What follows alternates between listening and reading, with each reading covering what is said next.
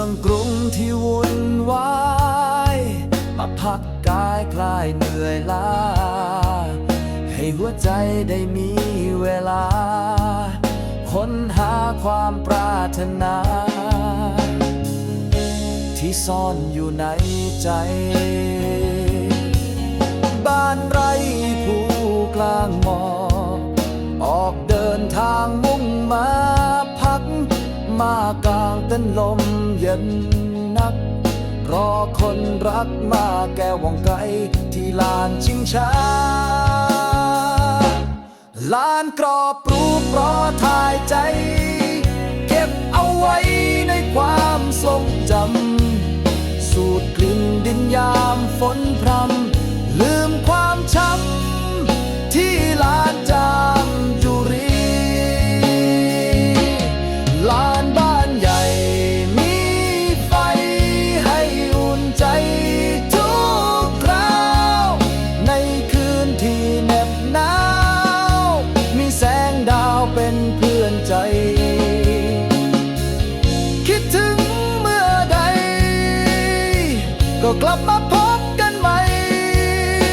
ที่บ้านไร่ภูกลางหมอกที่พักใจของเรา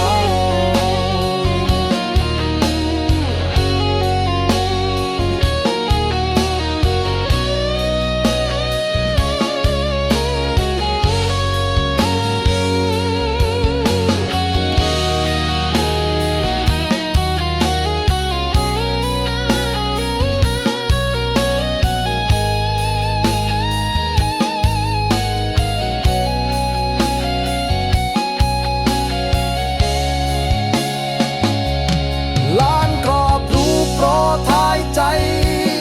เก็บเอาไว้ในความทรงจำสูดกลิ่นดินยามฝนพรำลืมความช้ำที่ลานจามจุรี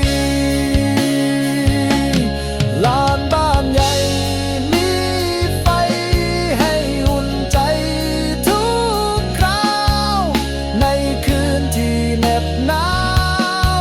มีแสงดาวเป็นเพื่อนใจคิดถึงเมื่อใดก็กลับมาพบกันใหม่